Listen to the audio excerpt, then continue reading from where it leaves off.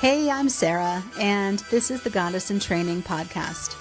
This isn't about being perfect or polished or having it all figured out. This is about what happens when you actually start listening to your body, your intuition, your patterns, your truth. I'm asking big questions and having real conversations, sometimes messy and sometimes magical, with people who've lived through it, grown through it, and still don't have all the answers. If you've ever doubted yourself, betrayed your gut, or wondered if you're the only one, you're not. Let's talk about it.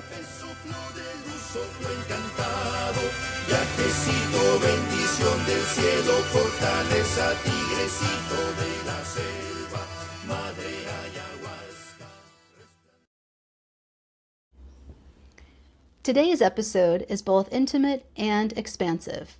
I'm joined by my best friend and former partner of 10 years, Emmanuel. What started as a casual off-the-cuff chat turned into one of the most raw and revealing conversations we've had on record. We talk about intuition in relationships, how it can be drowned out by desire, people-pleasing, or the hope that things will get better. We share stories, including one that might sound a little too familiar, about being blindsided, missing red flags, and learning to trust ourselves again. We also dig into the complexities of open relationships, the energetic exchange between partners, and what it really means to be whole before entering into any kind of romantic dynamic. This is a vulnerable one, so take a breath, settle in, and maybe have some tea nearby. Let's get into it. All right. Hey, Sarah here. Thanks so much for joining us today on another episode of Goddess in Training podcast. I am here today with my best friend, Emmanuel, and this episode is going to be fun, I hope. It's a little bit off the cuff, a little bit impromptu. Emmanuel is being a good sport and doesn't know exactly what we're going to talk about. I have a little bit of story time to share. But first, we'll do a little introduction and then start off with the grounding question. So, as I said, this is my best friend, Emmanuel.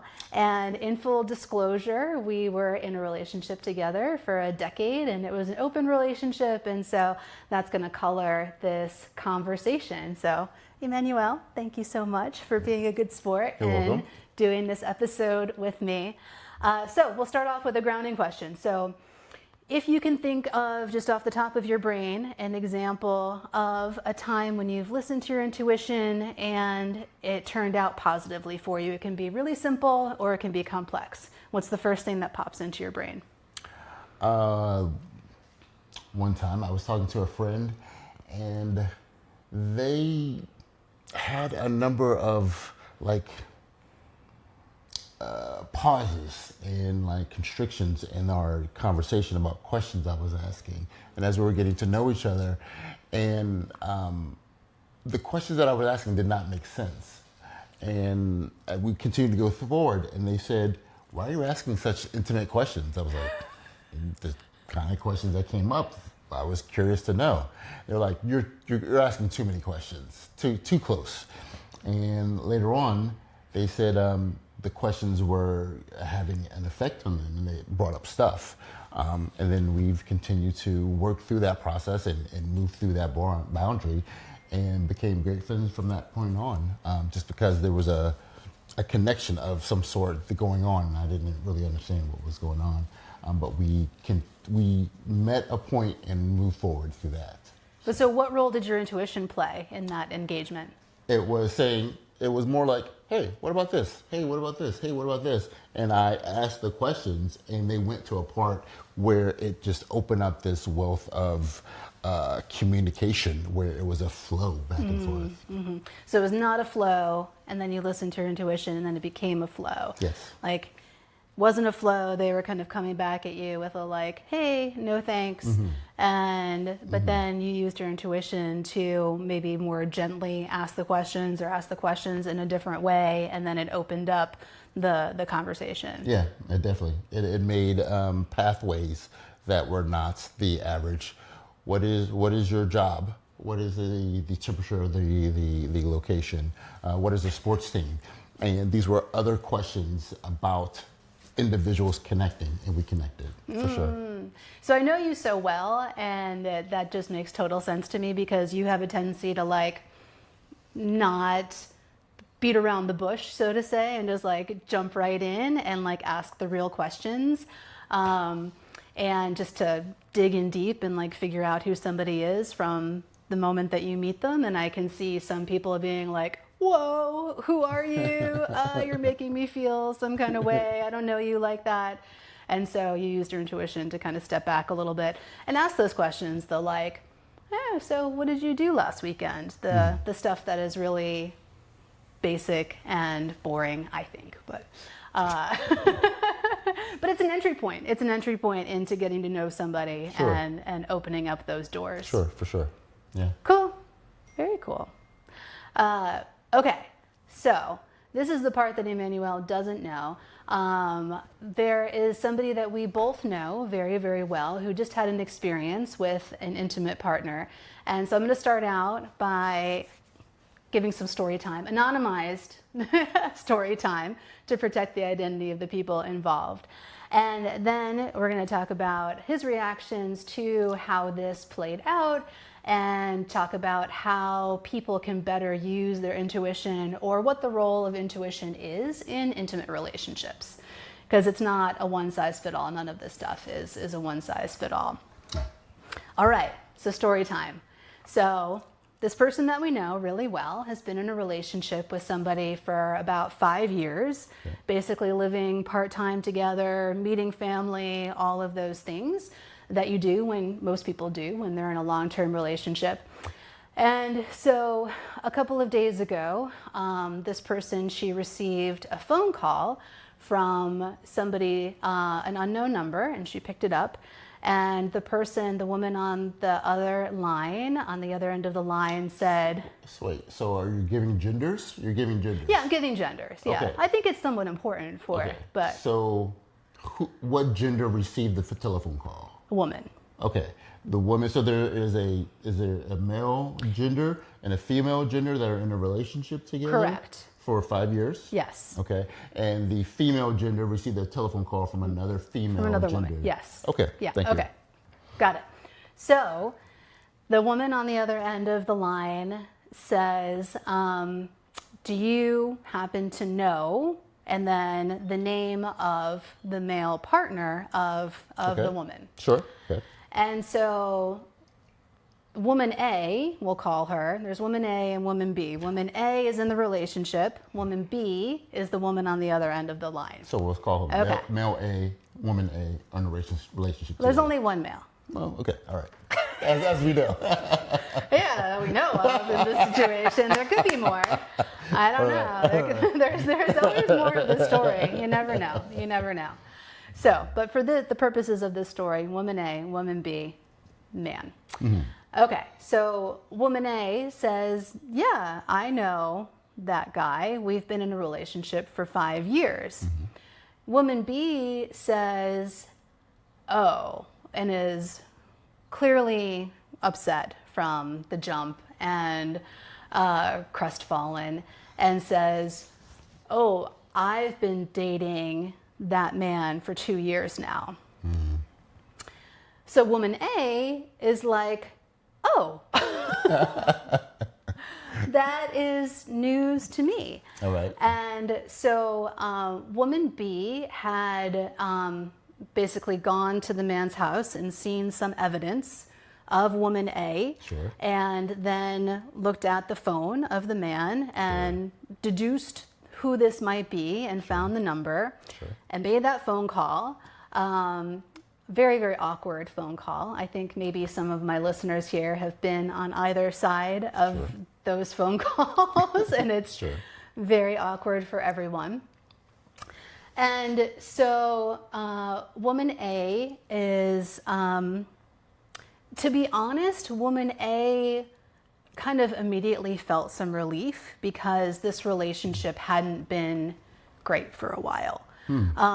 Although it was long term and she thought monogamous, which is what she wanted at the time, and but it was her immediate response was a little bit of like, oh, things started making sense. Mm-hmm. Things started making sense. Okay. And so that's where, you know, the question of previous intuition and not listening to it might come into play. But so woman B had no idea whatsoever, and they exchanged some words, and woman B had requested to have a little bit of time before the man is confronted to get her things out of the man's house. And woman A was like, wait a minute, you have stuff at his house? Like, I have stuff at his house. What kind of charade is he playing to, like, move the stuff? For 2 years. 2 years. All right. Time So, time flies. Time flies when you're having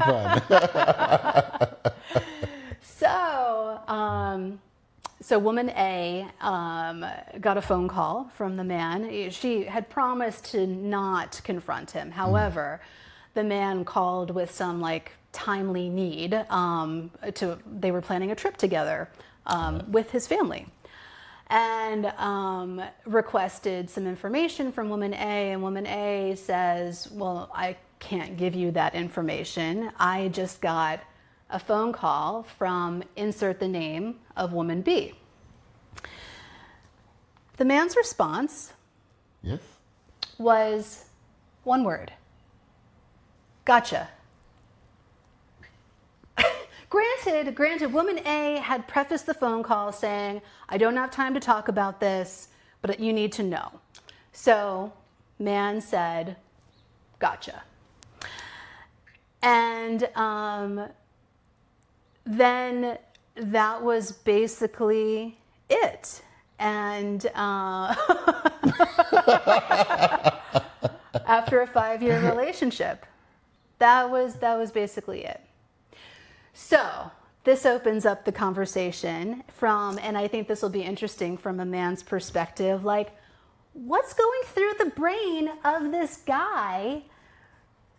Is it, okay, so I've had conversations online with people and like about cheaters, and you know, there's the, well, all cheaters have something unhealed in themselves, and that's why they act this way, and you know that there's some underlying thing. It doesn't make it right, of course, but I kind of feel like, and I've had experiences, and I know that you and I have talked about these experiences because we were in an open relationship for a decade. So we had discussions at length about my interactions with men and times when you felt like perhaps I wasn't fully seeing the full picture and putting myself at risk, not like physical risk, but like emotional risk, because I wasn't fully seeing the entire behavior, the full breadth of behavior of a certain man. Sure. And that I think that some of our discussions were around like,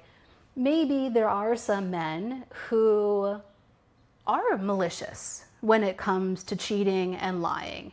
And so that's my question, is like, how do you feel about that? Do you think it's laziness, opportunistic? Is it, or is there something more malicious about it? Like, woman A is a very, in general, intuitive person. Okay. And tapped in, and I feel like sometimes men can be attracted to women like that. Just throwing this out there as a theory. Men are sometimes attracted to women who are intuitive and powerful, and they get pleasure out of getting one over on them. Is that a thing? Do you think that's a thing? To address the question directly, do I think that it is a frequent occurrence that particular men feel powerful or vindicated by getting one over, by pulling the wool over a female's eyes? Yes, in short. However, I feel that is not a gender situation. I don't think it's a gender situation. I think that people in general that have that, I'm a little bit superior than you, or a lot superior than you. I can do this thing to you and you won't know it, or it will take you some time to understand, and I will benefit and laugh and sit back and watch the process unfold because I'm superior. And that is not a gender thing. That's more of I feel like I'm at this class, certain level of this class, and you are not. And so because you're not, you are to be in the trough. And I'll sit and wait for you to dust yourself off the trough. And because I don't feel a particular connection, whatever that connection looks like, I don't feel a particular connection to you. When you figure out this, and if you're upset and you leave, okay, fine. You were at the level of whatever, let's call it a value system. I'm at a value system of 10, you're at a value system of 1, and I'm here with you. By the time you figure out whatever else and you get upset and leave, I'll just get another 1. There are plenty of 1s out there, and I'll just get another 1 to fill in the space, and we'll continue with the process. I don't know that, I wouldn't say it's a gender, men specifically, or some men specifically feel like they can go through and say that there is a sport or amusement for saying, I am doing this process in this relationship and you don't feel me, you don't understand what I'm doing, you're here and you have no idea. I think it's just more of a personality difference. Where like a narcissism. Whatever the word works best for, I am at this level and I'm going to do this thing, and you are a pawn or piece of the process that goes through. And when you have a situation and you change, okay, I'll just get another person to fill that spot for that level. So so I don't know about that situation, that relationship, man A, woman B. However, it's more of a, I think that I'm better than you are.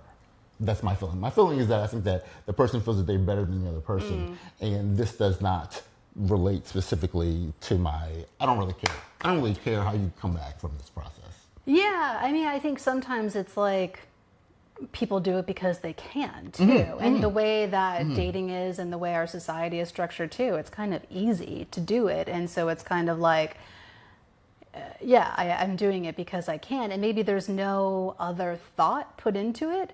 And that's the sad part. I mean, it's just no regard for the other people in the relationship. I definitely would not assume it's malicious off the bat. Yeah. I would say if they were in a long-term relationship and there was a conflict in the relationship, and person A wanted to strike back and tried to hurt person B, then they would do that thing for that process. Like if I know you don't like pepperonis, then I'm going to order pepperonis, or I'm going to eat pepperonis before I come home, and that is specific for you to be try to take power back and to hurt you. But to have something going on for 2 years, that's not the reason. No. I don't think it's particularly malicious at that reason. Just it works in my process. It works here and it works there, and I get everything that I'm looking for, and I move forward. Yeah. I mean, at its base, it's just selfish. It's just incredibly selfish. Yes, but selfish is then a term that we're putting on behaviors of certain people. So like we've got the term now neurodivergent. Neurodivergent is seeing things in a different way. The way that I explain it, seeing things in a different way than what is the norm. The norm is going this way. We kind of see things a different way, and now we're saying neurodivergent is not wrong. Yeah. It's not wrong. It's just different. So if I am selfish, that's per the word. It's just I am choosing to pull more things to me because that's what I care about. And if we allow everyone to do their own thing, then everyone can be wherever they want to be. I care about other people. I don't care about other people. Okay, we're all part of the statistical anomaly. This is all the process. So let's talk about intuition a little bit, and if there are ways for people in relationships to spot this kind of behavior before 2 years have passed and it's and most likely this was happening from the very beginning too. Most likely. If someone is going to engage in that kind of behavior, chances are they do it all the time, and chances are there were more than woman A, woman B. Most there may have likely. been C, D, E, The F, G. alphabet is very long. They didn't tell the alphabet, for sure. Especially if it's that why not attitude. Why not? Why not? You know, we've got Tinder, we've got, multiple days of the week, flexible job. Why not? For sure. And 50, 100 years ago, you would only have to go 1 mile down to the next town. You could have a separate family for the same process. They're off traveling, doing whatever work. They come home. There's not the internet. There's not mail going forward. You just live in a different town and do a whole separate family and do your thing. So it is not new. No. The process is not new for sure. No, it's just easier. Yeah. Well, but maybe not though, because we are so connected that you can have access to somebody's location and have access to somebody's phone. And I think that because so many people have heard these stories of situations like this, they can get a little like overprotective or like protecting themselves by requesting that kind of access to somebody's life. And so that's something that could be unhealthy as well. That like having, if your intuition is pinging and it's like something's going on here, but instead of confronting the person and trying to have a conversation, whether or not they will actually tell the truth is another thing. But then it turns into like, hey babe, can I see your phone for a minute? Sure. And then you're Sure. We didn't have this problem at all because we were in an open relationship, and so it was, not anything that where there was suspicion or anything. But yeah, so you can go too far. I can see how people can start to feel a little bit crazy too, because if you do confront the person, or if you have a suspicion and then you go the route of like, hey, how about we share our location with each other? And then your partner is like, oh no, and gives some reason why, and then you're like, okay, and then you try to justify the reason, and then something else happens. And then, and then you get into like gaslighting territory if the partner is constantly lying. And I feel like it's situations like that if you are in a relationship where you are gaslit, I hear this from a lot of people, that you start to doubt yourself. And doubt is the thing that kills intuition, because intuition requires you to believe and to trust your inner knowing. And if somebody is gaslighting you, if somebody is telling you like, oh, you're crazy, like you don't need that, why do you need that, why don't you trust me? And gaslighting can be like a constant barrage of questioning you, so then you start questioning yourself. Then it takes people a long time to heal from that and then tap into their intuition again. Yeah, it's one of those things where you have a small divergence, and the longer it goes, it's all of this space and time in between. Because probably somewhere in the beginning you're like, whoa, it's really interesting that this event happened to this event, and you're like, well, the intuition is whispering to you, hey, there's this thing.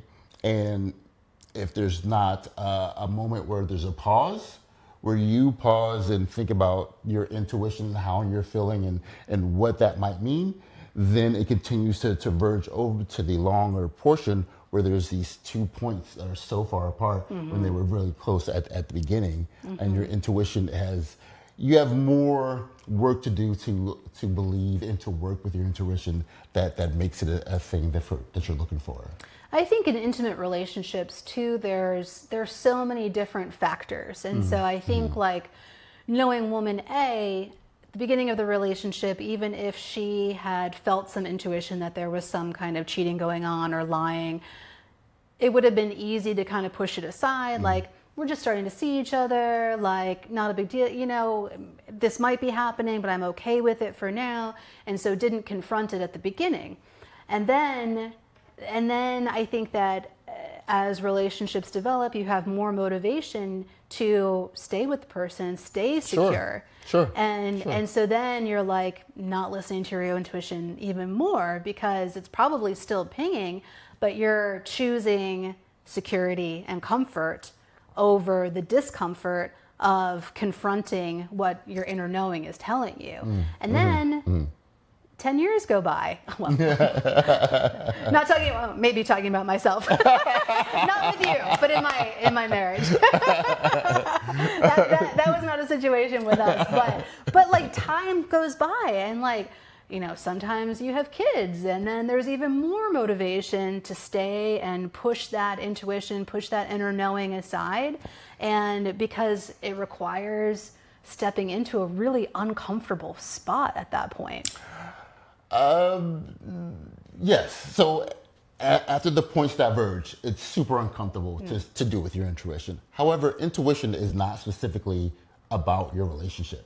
Intuition is about your entire life process. And so it talks to you in all these different things. And that's just one of the things that it's talking to you about with this particular scenario. It's giving you still a little intuition, but it's also giving you this and this and this and this and this. And if you're not in the process of listening to your intuition, then you're kind of like, all these things are kind of, I'm going to mull down all these things, but then they continue to grow. Time continues to go on and things continue to move on. Because at the beginning of the process where you're like, male person A is with female person A. And there's a little bit of there. It's something not perfect. Something that you don't want to truly lean into, but it's just a casual relationship. So no big deal.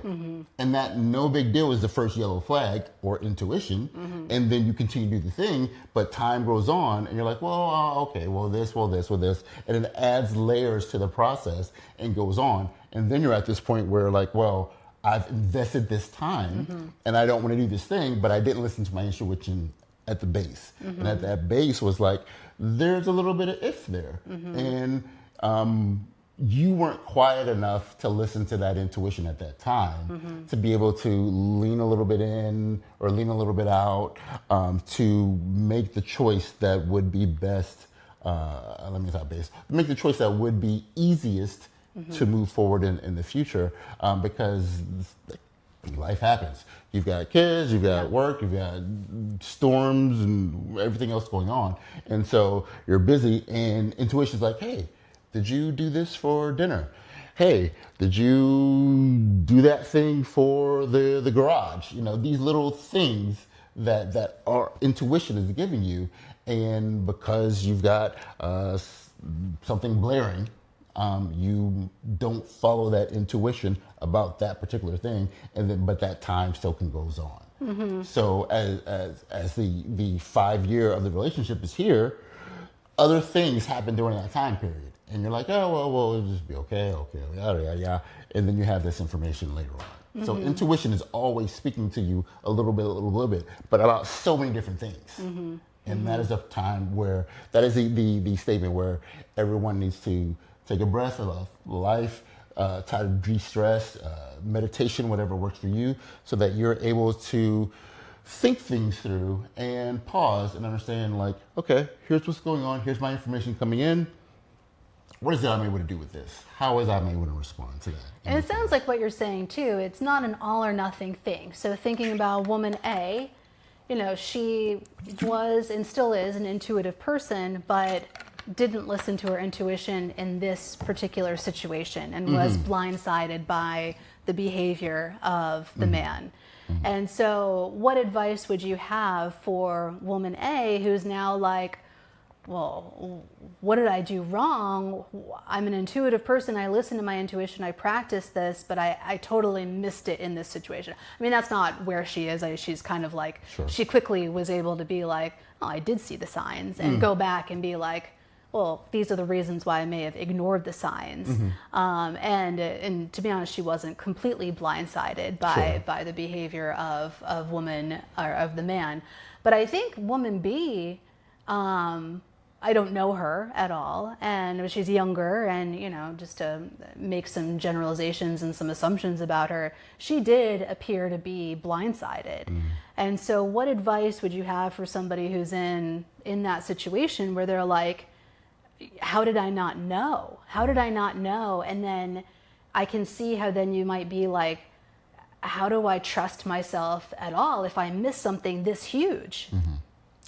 My advice would be that everyone is human and everyone is floating through this existence at different points and having different experiences. We all are growing and working through our own particular scenario as we encounter other people. So the advice would be to move a little bit slower through life. As something comes in, as you feel the information from external, take a moment and say, where is this coming from? What am I feeling? Honor the feeling and take the data and have the feeling over here. This occurred. Here's what I feel about it. What am I supposed to do? Where's the information coming from? How can I move from this process? What is it telling me? Is it telling me I need to fight or flight? Is it telling me I need to look a little bit closer? Is it telling me that there's something where something is just not right? And if it's just not right, take a moment, time period, breathe, get more information, amount that's available. There is the moving too quickly and there's the moving too slowly. So get a relative amount of information for the time period and the situation, and then make the best action that you can, and with love, and move forward. Take the experience, whatever the outcome is that experience, take that in with love, then take it into data and take it into feeling. Here's the data of the thing that I did after this process. Here's the feeling of the thing that I did after this process. I love myself and I'm moving forward. What do I want to do next? How do I want to move forward with the next process? Is it something where what did I learn from that scenario? Am I moving forward with love for myself, or am I going to stay closed in? So again, the advice would be to learn from each step that we take. Don't let it be a positive or negative on the board. Let it be something that occurred and that we learned how I reacted from the scenario of the information I was giving, and how I felt from the scenario of the information I was giving, and what I would like to do moving forward. How that felt. Again, leaning in and leaning out. Like, that was not so cool. Okay, well, what thing did I get from that, and how did I feel? Okay, so maybe I need to lean slightly more towards getting more information about decoding the information that's given. Everyone's getting all sorts of stuff. Intuition is saying this. The television and the words and all this stuff is coming in. Taking a little time to breathe through and to be a little bit more comfortable with the information that you're given prior to making a choice in a movement going forward. I think too, intuition is something that we feel in our bodies, and like our bodies will guide us in the right direction. And so I think being in tune with your body is really, really important, and so that you can feel the difference between something that's anxiety or, past traumas and how that's making you feel versus that really inner nudge that feels more true. And it takes practice. And it takes listening to it and acting on it as well. So let's shift away a little bit and talk about these kinds of feelings and intuition in non-traditional relationships. So as I said at the top, we were in an open relationship for a decade. And I think I failed to say at the beginning that Emmanuel during this period of time was a guide and mentor to me, and a lot of where I am right now is due in a large part to his patience and guidance, and I am just so grateful to him for everything that he's given to me in this life. But all right, instead of being sappy, we'll move on to more fun stuff. So I would say that open relationships, and I think I've heard other people say this, it's intentionally putting yourself into high stress situations, because when you're in a monogamous relationship, you have two people to consider, and then you put yourself and you have multiple relationships. Then you're managing just a lot more people, a lot more how they're feeling, and managing time, and it's just like, as you were saying about the input, it's a whole lot of input. It's a whole lot of input from a lot of different people who might have very different motivations. And I guess I'll start. Well, I'd love to dig into situations where I felt like everything's fine, everything's good, and Emmanuel would gently come to me and be like, hey, you might want to look at this person a little bit more closely and, look a little bit closer at how this person is behaving in certain situations. And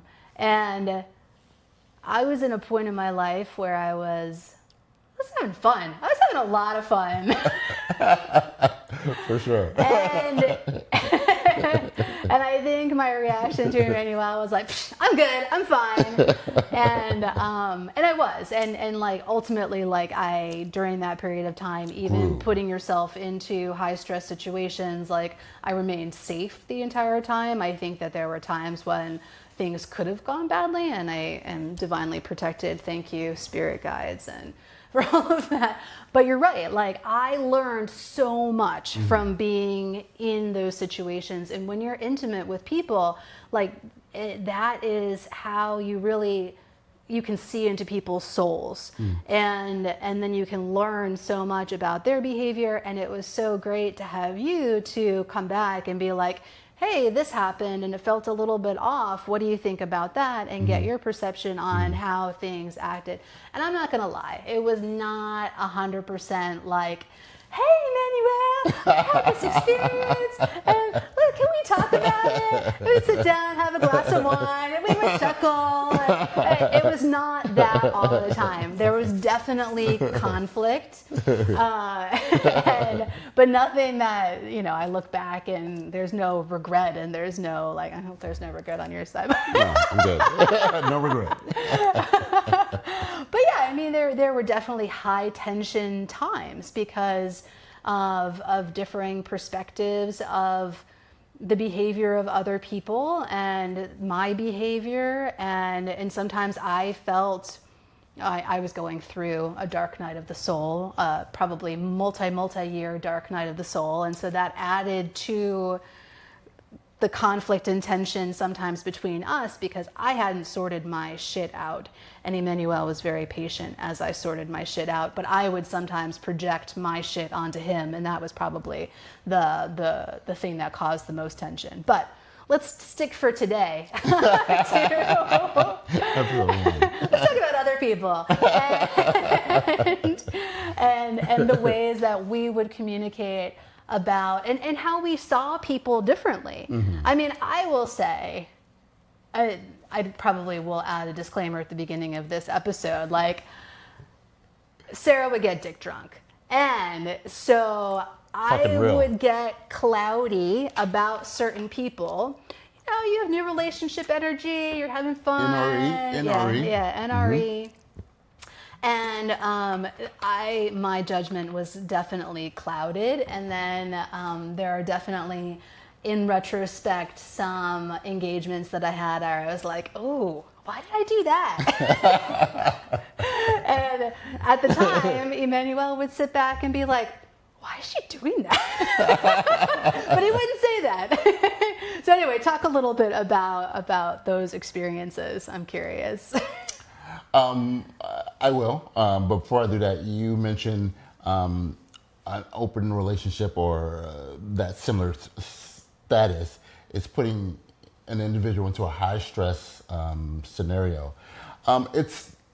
I wouldn't use those words. I would say it's more of flexing a muscle in different ways that you may not understand that you're going to flex the muscle. What comes with adding energy from another partner or scenario into that process. It's just that's a whole separate orbit, So you've got what the partner A is with partner B, and they're doing their thing, and they've learned how to do, and they do their flex, and then you've got a third or fourth or whatever partner, and then there's another thing, but everyone has their gravity. And so that gravity pulls and then flexes the water in different places because that's what occurs. You just can't give energy to another place without having it flex something else.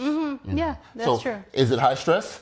If you're low on gravity, if you're low on energy, it becomes high stress. But if each individual has, let's say, 100% of their gravity or the water or whatever, then it's like, okay, so here's what we're going to do. La, da, da, da. Okay, you do you do you, da, da, da, da, da, da. And each person kind of manages their own gravity, even though they're in this polycule or this scenario going on. It's possible. I don't know if I've seen it yet. Where everybody owns and has control over their own gravity. I don't know. And so I'd love to hear from you all if you have sure. examples of that. For sure, but so that's also part of the earth that we live in. Every person is born at a different time and has different experiences and grows through a different, I don't want to use the word maturity, but grows through different levels in their spiritual journey as they're doing whatever they're supposed to do on the earth. So whatever age, let's say two people are 25, they meet each other. That doesn't mean that each person's at 25 years of experience and understanding of them, who they are. It just means that they've rotated 25 years around the earth, and they may be at different places of how they look at the world. My experience is the one person's experience could be, I'm looking to get married at blah, blah, blah, after doing this. Another person's experience could be, I am looking to travel the world, and we're 25 and we want to meet up together and do this process together. Well, then they have to figure out how that's going to work, because those are separate things. Not necessarily getting married and traveling the world, but sometimes whatever the intrinsic understanding of the world is may be different. And so if you have a couple a person and couple and let's say male person A and let's say female person B A together, and then they add other people, each individual has an intrinsic flow or frequency that may be different than the other scenario, and that is what might cause the stress, because you're like, whoa, I thought the world was like this. Well, their world is like this, and the other person's world like this, and the other person's world like this. And so you've got this mixture of this tidal wave whirlwind of all these different pieces coming together, and every person is in a different location experiencing the whirlwind at a different level and different viewpoint. Yeah. One person may have beach weather and it's calm. Another person may be getting hit by a tractor, and we're all working it together and like, what's going on? How is this happening? So it requires my best advice to anyone is to take time to make sure whatever your first relationship is stable. And like you guys talked about a number of different things. You guys had experiences together, and you guys are comfortable with each other together and with each other apart. And then knowing that, we enjoy each other's company together. We'll come back together at the appropriate time for each person. And then you can work on building other relationships outside of that after whatever your primary relation or first relationship is, and how that goes through the process. Back to each person being single, unique, and whole. We come together, we're better, or we're more. You happen to go over there, I'm still whole. I'm still happy, I'm still whole. I still have everything that fulfills me. So it's about fulfilling yourself first. Before getting into a relationship where that other person is your other 50 half or 25 half or the other. Because if that other person, other entity changes or does something else, you will feel a deficit because you were not whole prior to that individual coming together. And that's the case in a monogamous relationship or, For sure. or non-monogamous relationships, And that's why the stressful comment comes in, because whatever percentage of monogamous relationships are, you get together and you're done. That's where I'm expected to be till I die. And however it flows, there's really no question about that. You just don't go out of it. There's no option to a monogamous relationship. You just do your thing and continue on. We hear these days there's people who've been married 50 years and they get divorced, 40 years get divorced. And you're like, what's up with that? Like, well, they didn't really like each other, And so that's a thing that occurs, but that's not the intent for a monogamous relationship. Monogamous relationship, the intent is you two are together till you die. And so when we talk about poly relationships or multiple relationships or open relationships, whatever the term is, we call it a stressful relationship because it often shows scenarios, or it often brings up examples of stress in the primary relationship because the primary relationship was not 100% plus 100% coming together in a meld. It's 95, 75, whatever.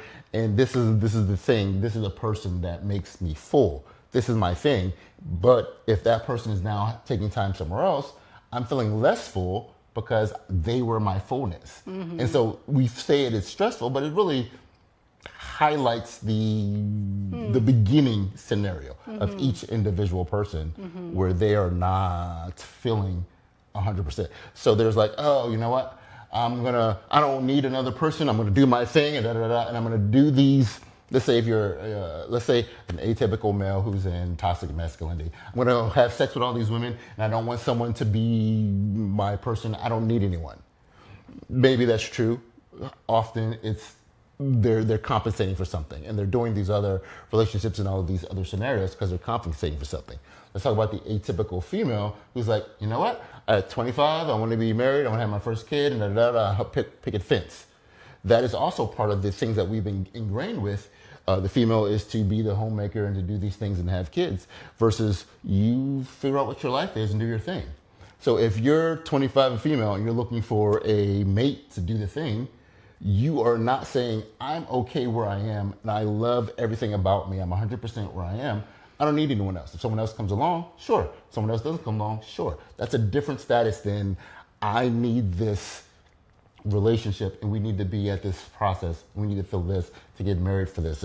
And then we have the stereotypical male who's 35, 45 and like, okay, I'm done sleeping around. Now I'm looking to get married and do this process. So there's also a missing point there where they are that person is is hanging out and doing these processes in order to fulfill something where they are to make them 100%.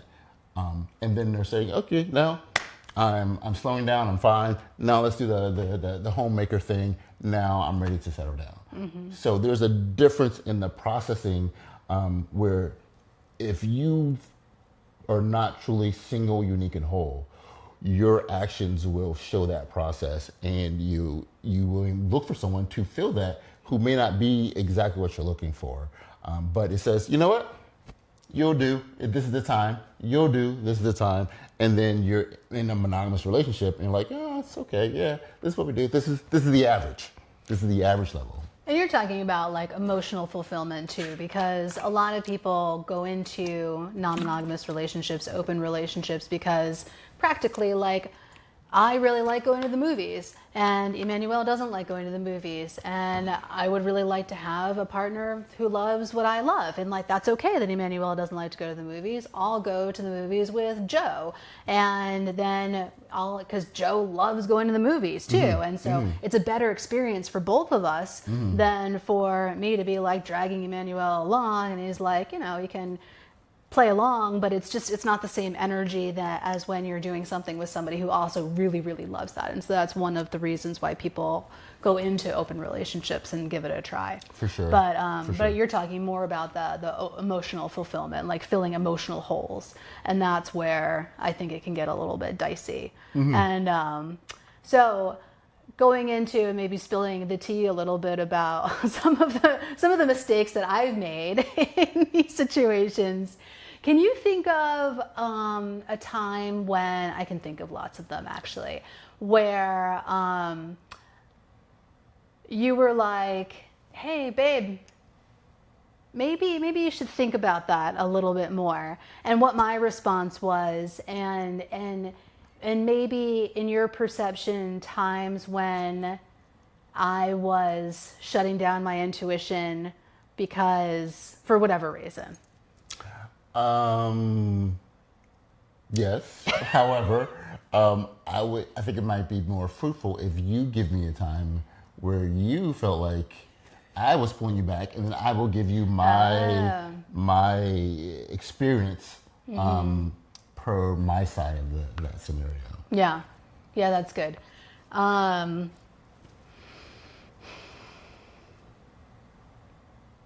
I was going through kind of like a teenage period in a way, I think, in our relationship together, because I had a really messy divorce, and I was finding myself, this will be in another episode, this maybe will come up a lot, like when I was coming out of my divorce, I just think about this all the time. Emmanuel had sought help for himself from this woman who's a healer, and he suggested I talk to her.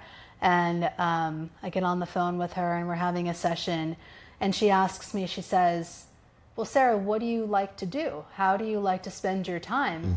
And I froze. And I had an emotional response because I could not answer her question.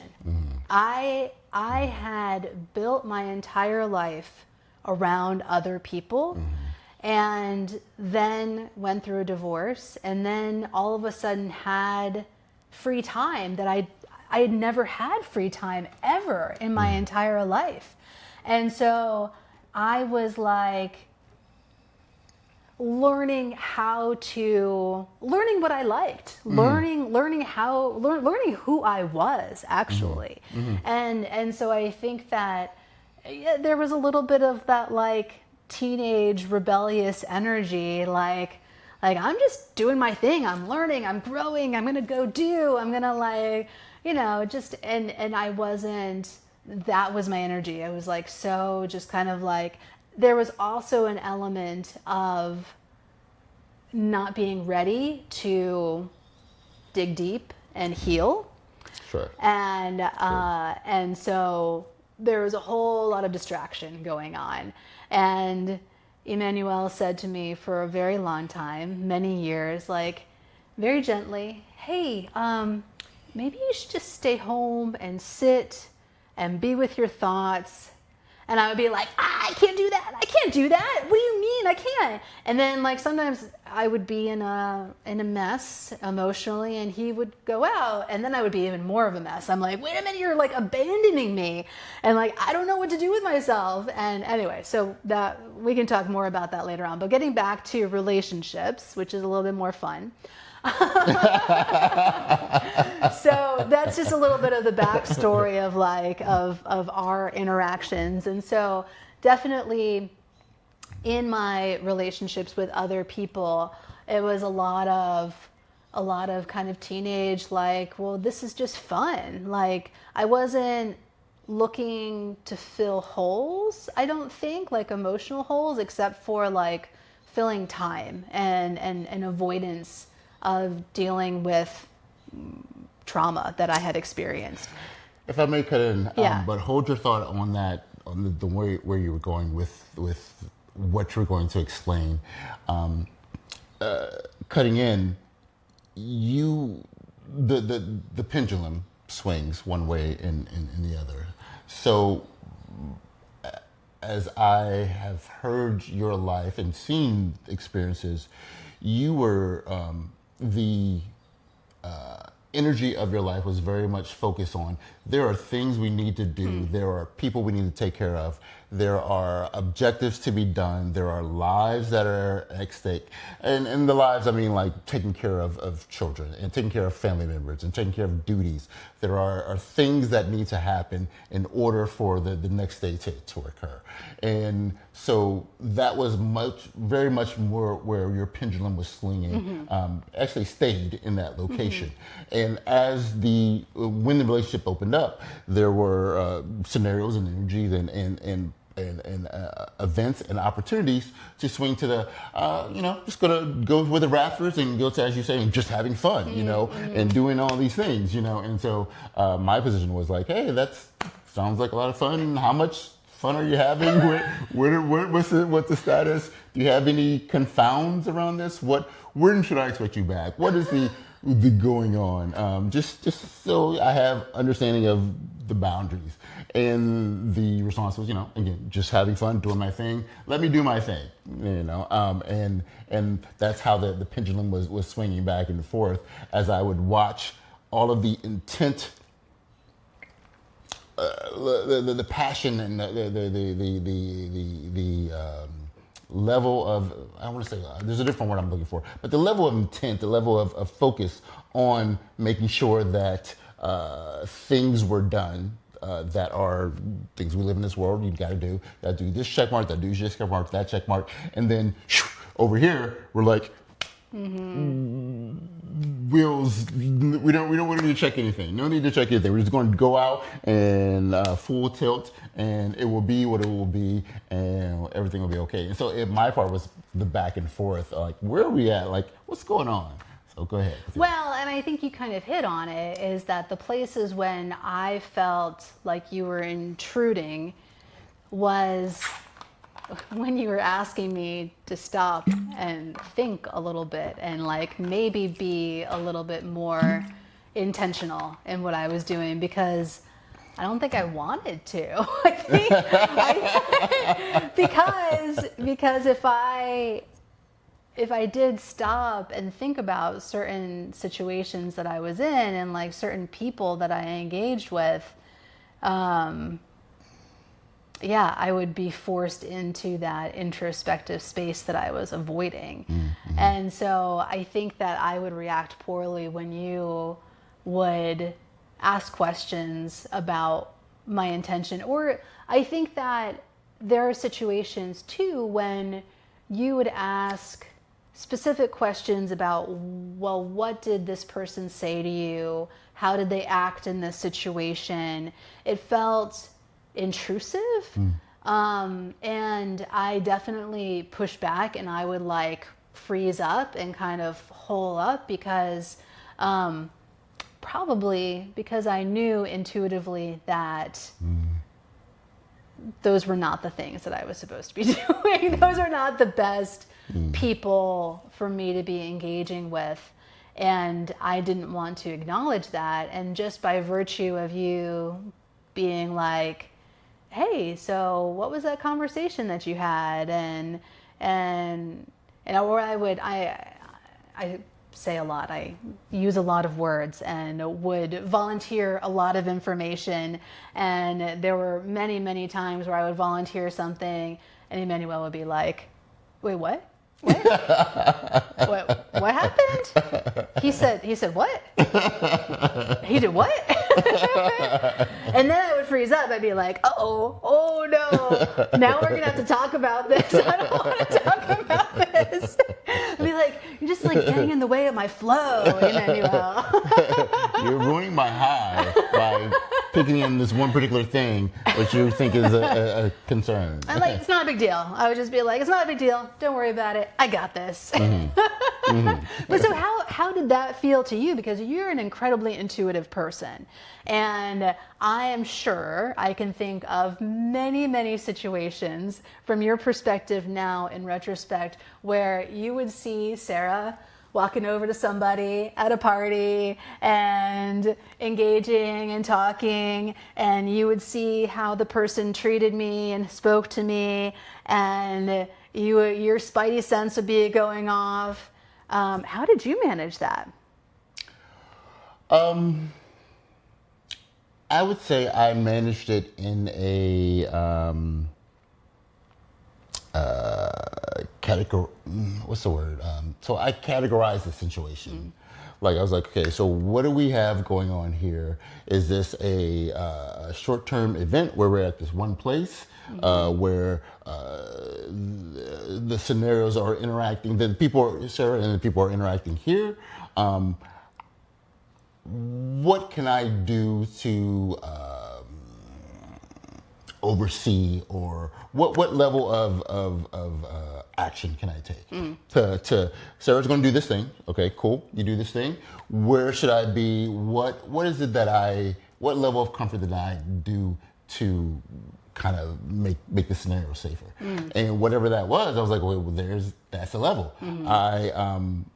We have a relationship where I love her and I want the best for her and want her to be in every scenario that she wants to be in. And if this is what she chooses, then this is what she chooses. Okay, here are the things I can help with, and here's the things I can't. At that point that I can't, I'm going to continue to back off, and then let let the scenario play out as it was. I can imagine too, again, all in retrospect, not things that I thought about at the time, like putting myself in your shoes too. I was going through, for much of this time, a dark night of the soul, and you also were in the position that I came home to you, and if something went wrong, like, you would help pick up the pieces. And that had to have played into how you felt about me being wild and free and not listening to my intuition, not picking up on signs. I mean, there weren't very many situations that went really poorly, but like just times when I am overextending myself, like going out too much, and maybe like giving too much of myself to somebody else who didn't deserve it, honestly. Like that's probably not to speak for you, but I can imagine that, because you are so in tune to energy, and I would, and looking back, there are many, many situations where I would give way too much of myself to people who did not deserve it.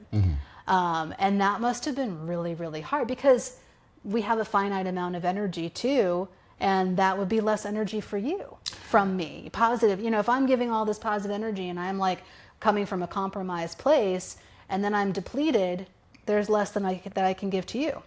So what we haven't touched on is, from that point of you depleting your energy and me,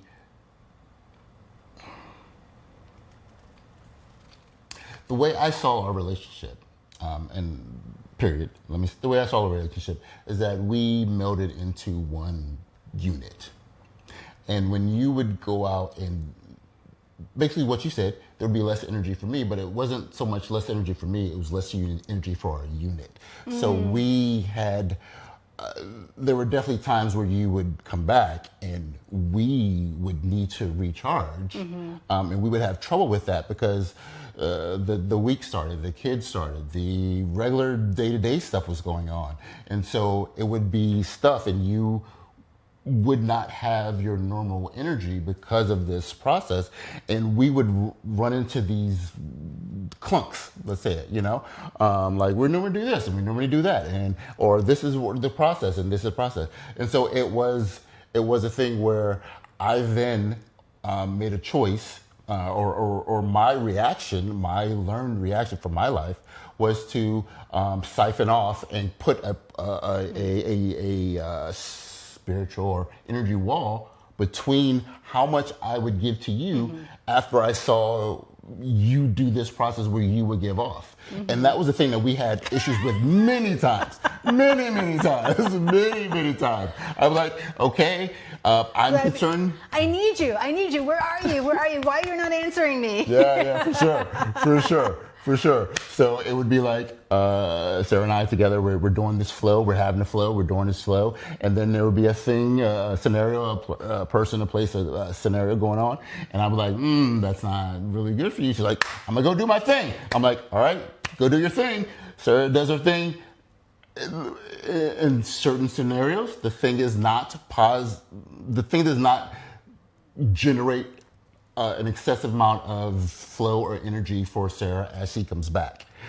And then as Sarah comes into us, the thing to rejoin, Sarah's looking to do that flow, because we would always have this flow of energy, because that's the way we did our thing. When we're one, there's not a you or you and I, it's just us. And Sarah would come back and be like, all right, let's do this us, because I'm kind of like in this place, this thing, and I would be like, I'm here, but energetically I would be like, there would be a wall, there would be a place of how much energy I would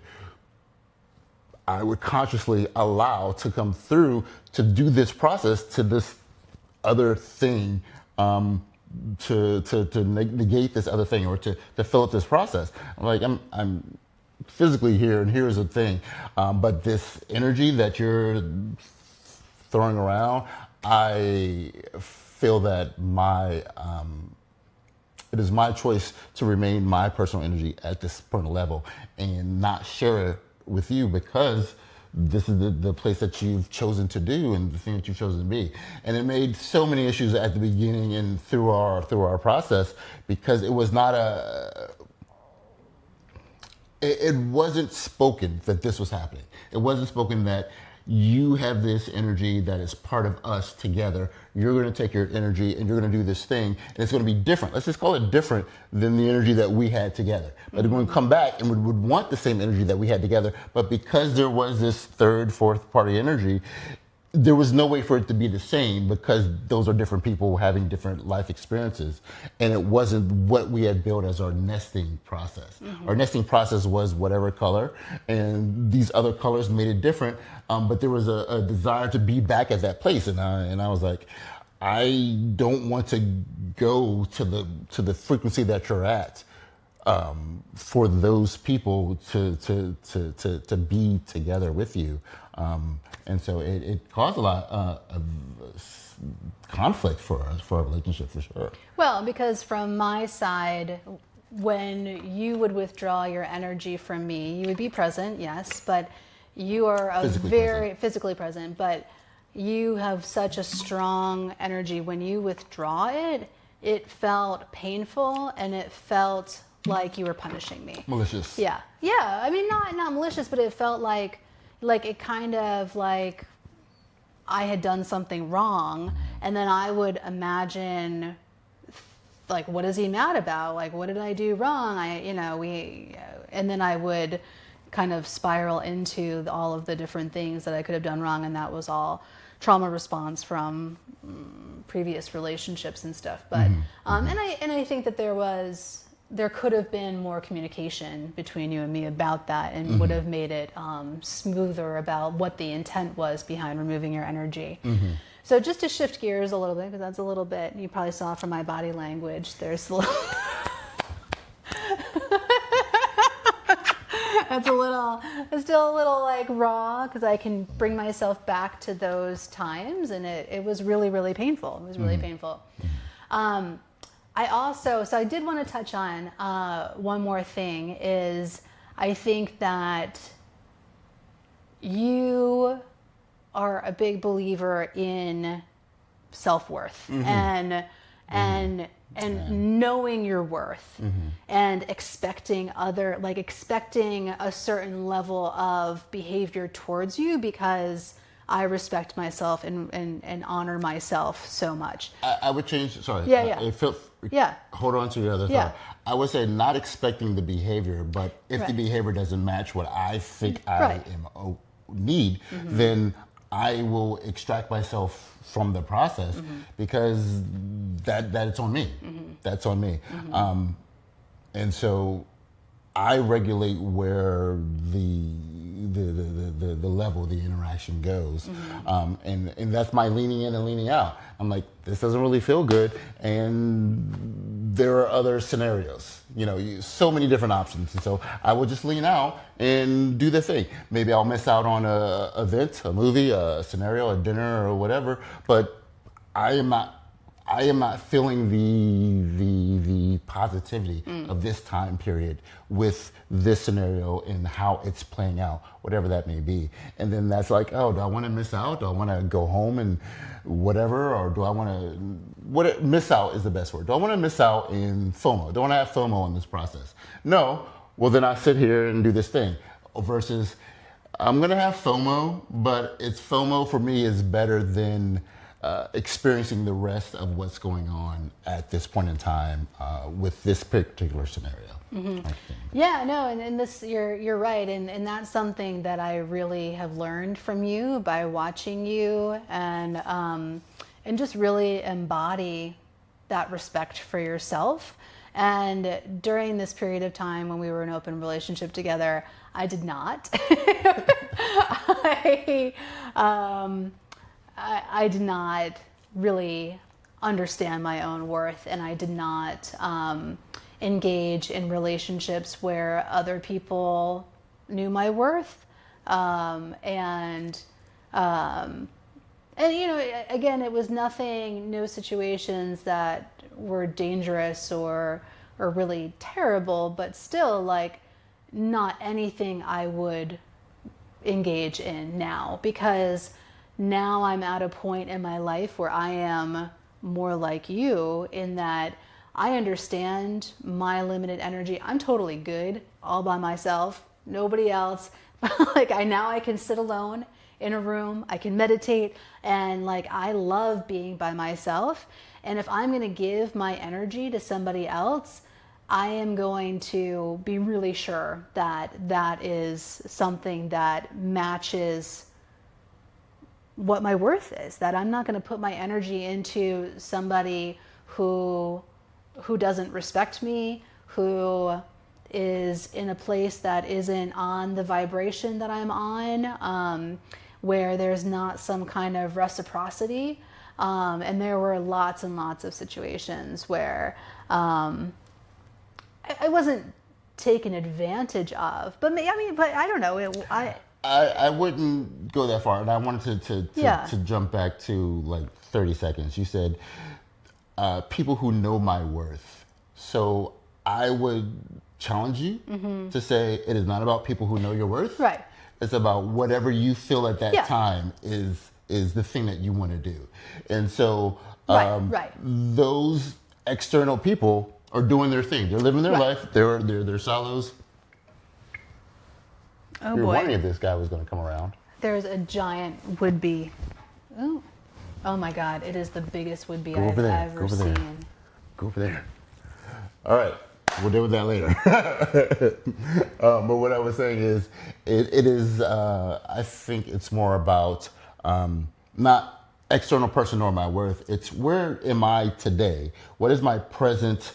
I'm present in this moment. Is this moment the thing that I want to do? Maybe it's positive on the list, maybe it's negative on the list, but I'm okay doing this thing. Do I want to drink alcohol and hang out and blah, blah, blah, blah? That's what I choose to do, okay, right at this point. Sure, okay. But if that's not what I choose to do, that's not fulfilling me, going to the thing that's fulfilling you, leaning in and leaning out. At the point in time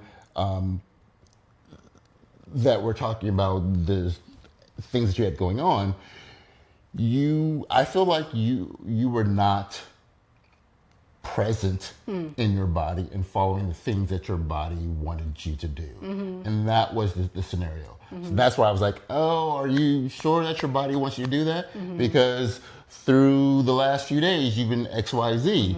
And so to do this thing after you've done X, Y, Z doesn't really add up to, it doesn't make sense. Because you're starting, let's say if you're building a house and you're doing foundation, blah blah blah blah blah. On this particular day, you would go back and spray water in some place, and you've got 2x4s. I'm like, well, if you want your 2x4s to be structure, you maybe not want to put water on them. But as the process that you were doing, you would focus here, switch to focus here. Focus here to things I have to do. Oh, you know what? I don't do some things I just want to do. And there was a instead of a analog where there's some type of flow, it was digital. You went one from the other. Well, I would say too, I was a people pleaser, and I was putting other people before I was putting before myself. Yes. Yeah. Okay. Yeah. For sure. Yeah. For sure. Yeah. For sure. And like at its core, I think that's what I meant by people not knowing my self-worth. Like I was giving them too much power. I was like giving too much of myself. Sure. Because I was a pleaser and I was not. Your self-worth was self. You did not have the self-worth. Right, exactly. So that you'd be like, you know what? Yeah. I was getting it externally. Yeah. Right. Agreed. Rather than internally. Agreed. Yeah, for sure. Yeah.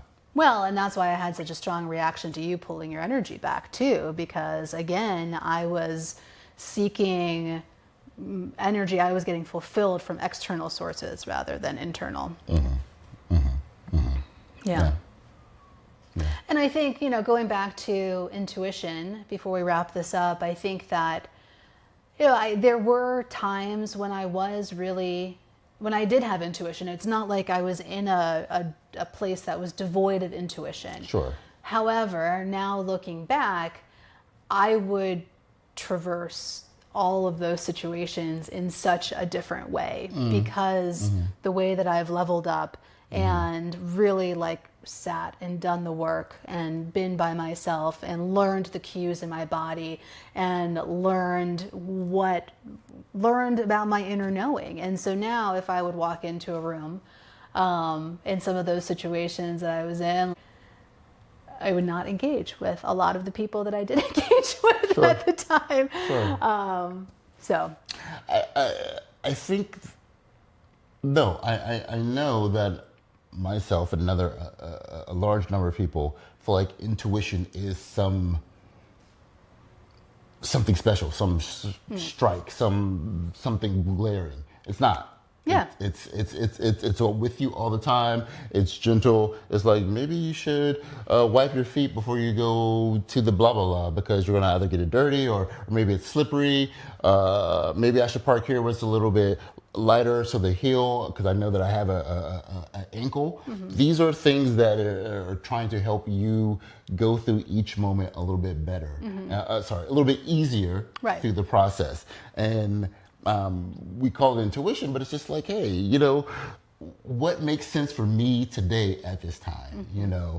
Parking over there, getting this water, getting this, doing this tonight before that process, and it's more of a flow that is always there, and that we could use as just have a more relaxed life experience, because we're all going through this life. We all have stuff, and we're all at different places. And we cannot compare to someone else, but we also have stuff that says like, oh, well, it's best for me at this time. And it might be different than tomorrow or on the next day. And just flowing with that process, having the time to listen to ourselves, which we don't. We've got work, family, media. We have all these things that we're going on. And so we don't have the time thinking to listen to the intuition, the leaning in, the leaning out. And when we take time to do that, you're like, yeah, I really don't want to do that thing. That is intuition saying you don't want to do that thing. However, you're like, well, if I don't do that thing, then this person, these other things will occur.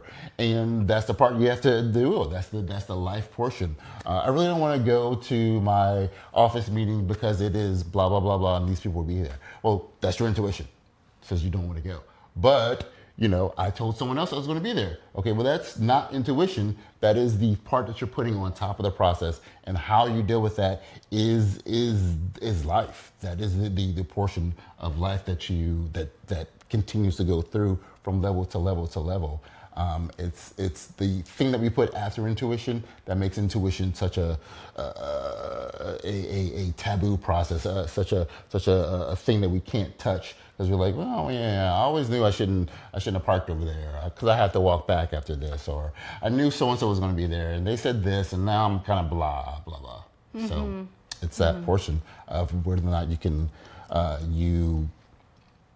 what you need, the steps after the intuition gives you the nudge, what is supposed to happen and what you do from that. Yeah. Thank you all. I hope this was an interesting conversation, and thank you to Emmanuel for being my best friend and helping me through so much, and still hanging with me in this life. That is it for today, and I'll see you next time on Goddess in Training. Thanks. Bye.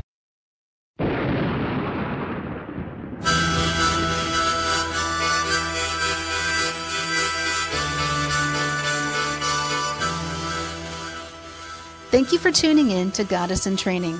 I hope something in this episode stirred your knowing or softened your heart. If it spoke to you, share it with someone who needs it, or leave a review or comment to help others find us. If you're watching on YouTube, please like this video and subscribe to the channel. If you want to hear more conversations like this, please consider supporting Goddess in Training on Patreon. For more tools and offerings to deepen your intuition practice, visit goddessintraining.online. You can also join the Scroll of Seshat on Substack for twice-weekly stories of how I followed my intuition. The music for Goddess in Training is Madre Ayahuasca by Arkawa, and you can find more of his music in the link to his website in the show notes. Remember, your intuition is not a mystery, it's a memory. Keep listening.